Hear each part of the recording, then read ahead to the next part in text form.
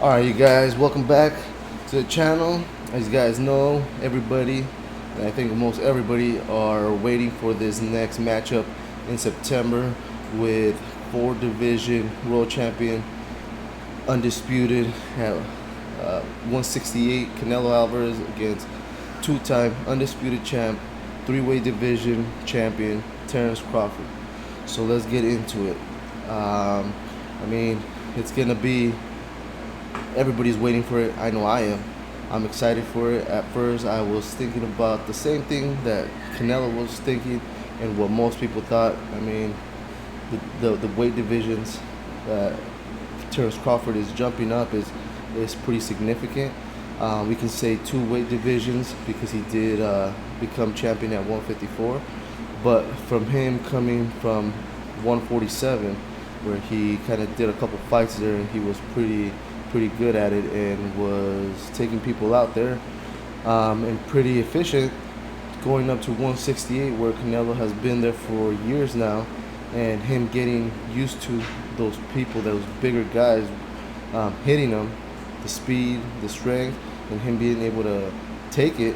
I don't think it's going to be the same thing for Terrence Crawford. I think Terrence Crawford is a great fighter. He's one of the great fighters of our generation, and as Canelo is as well. I'm personally a fan of Canelo. I just love what he's done in his life as a person, what he's accomplished, the goals that he's set. Even though he has taken some losses, I think it's about what you're trying to do, the risk you're trying to take, and I think it's just made him better. His loss against Floyd, I think it was well worth it. He learned a lot from that fight, and from there he just started growing. Him as a fighter, the Reynosos as his coaches, I think learned from that too, and just wanted to be more. And you can't take nothing away from him. Everything he did till this day, I think he's one of the greatest fighters of all time. It's hard to say to be the greatest Mexican fighter of all time, but in accomplishments, we can definitely say he is. Chavez, I think, still in my heart is the greatest, just from his fights, what he did, what he meant at that time, what he means to all the fighters that are coming up, and even Canelo. I think it just opened up the doors to what he is right now.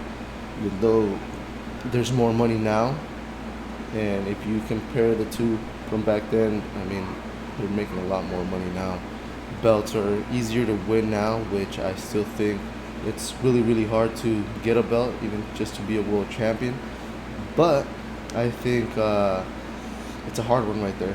Just like Canelo said, when he's done, when he's finished and he's retired, that's when we will be able to kind of see and look back. Sometimes I think we don't appreciate what we have right now in Canelo, just because we have him now. We like to criticize everything he does, but at the end of the day, if you go back and you see all the fighters he's fought, the way that he has fought them, the wins, the losses, the draws, who he's fought, we're gonna look back and say, you know what, that was a special person, that was a special fighter. And with Terrence Crawford, the same. He went up 3 weight classes now. He's going to be on his 4th weight division. The only thing is that I think he is a little bigger for the weight classes that he was fighting. Now that I look back, I didn't really pay attention to that before, but now I kind of see it. Now that I look back, he was always around 159 fight weight and going down to 135, 140. He's always been the bigger guy against those guys. You could always see that he's the taller fighter, the bigger guy fighting those guys. And I think he just took advantage of his circumstances, you know. He was able to make weight, and he's a bigger guy. So, I mean, kudos to him. You have to have the advantages on your side. But now that he's going up against Canelo, you can kind of see that they're both pretty much the same height. Crawford is a little longer in reach, but even so, I just think Canelo was he started off at, I believe, at 140 when he started boxing, and then 147, or 147, and then 154 became champion, and then won 160, 168, and then 175. But now you can kind of see they're kind of equal. The only thing as well is who they fought. Canelo Alvarez, you look at the people that he has fought, you can't really argue with that. He's fought in so many champions, Hall of Famers, Terrence Crawford. I don't think he has the same equivalence of fighters if you put him hand to hand on the competition that he's faced. He did beat Errol Spence, where I think he beat him pretty good, but he wasn't the Errol Spence that we thought, or that we knew after that accident that he had. I think that was his biggest fight. If you look at him against Madrimov, he was getting hit pretty bad. I think he won that fight, but I think he had a hard time winning, and he was getting caught. He has got dropped as well. That one time where they said it was a slip, he fell down after he got hit, so that's considered a knockdown. So in my eyes, from him getting dropped by a smaller guy, him having a hard time with Madrimov at 154, and now he's going against pound for pound. I want to say maybe like three top number in my list, and him just being stronger. I mean, for you to be able to go in those weight classes like Canelo has, and beating bigger guys, I don't think you need a big set of skills to be able to do that. You have to have that power. He's never gone dropped.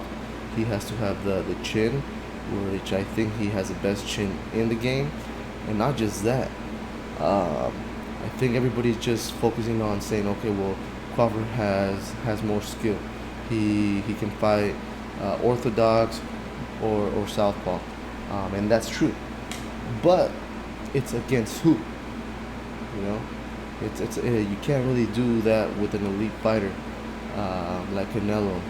He's gonna be able to figure him out, but I still think I'm pretty curious on what Crawford has, as he is right now. He's undefeated, so you can't really take that against him. I mean, you have to give it to him until he loses, until he shows you that he can lose, or you can see a little bit of holes in his game. I really can't criticize him and say he's not going to do a good job, because he hasn't shown me that. I do think that he has less advantages now, just because he's going against somebody that's not smaller than him, that's going to be the same size. Obviously, Canelo has been competing there at a longer time, so I think he has less advantages now. In saying that, I just think it's going to be a really good fight. It's going to be something where it's going to be like a chess match, seeing who does what. They're going to be checking out what each other is going to be doing in the first couple rounds.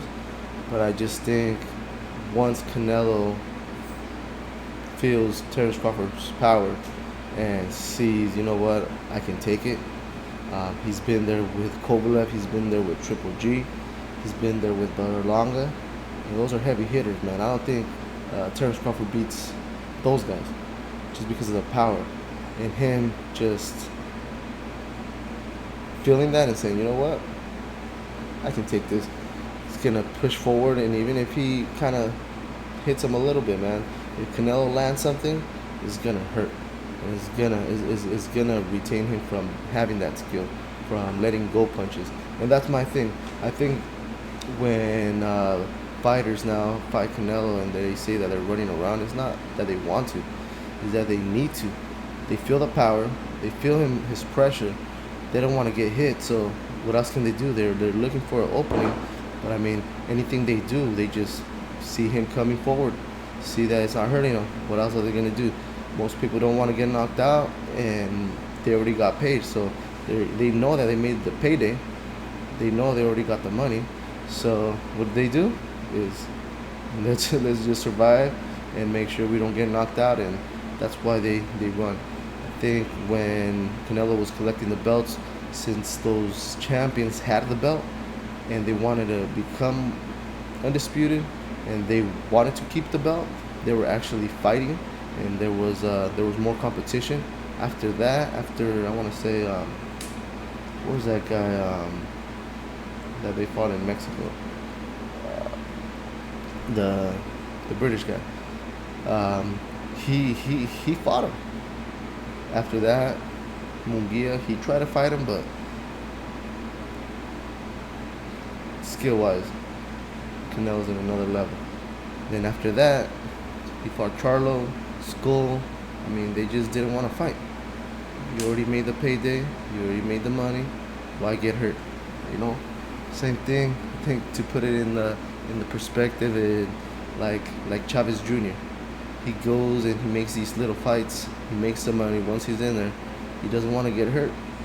I mean, I'm Mexican and I just can't believe what he did a couple nights ago. Not just that, the fights before, he's fighting and he gets hurt a little bit and he complains to the ref. He just doesn't want to fight anymore. He already made the money. Everybody paid. Everybody's watching him. He made his money and let's take it home. Why get hurt? So I think that's my outtake on this fight. I think both fighters have what it takes to become successful and win this fight. Crawford has the skill, but I just don't know if he's going to be able to pull it off because of the weight. And to be honest, I think this is a great way to kind of see his skill level. You know, he's been undisputed twice, and that's a great accomplishment.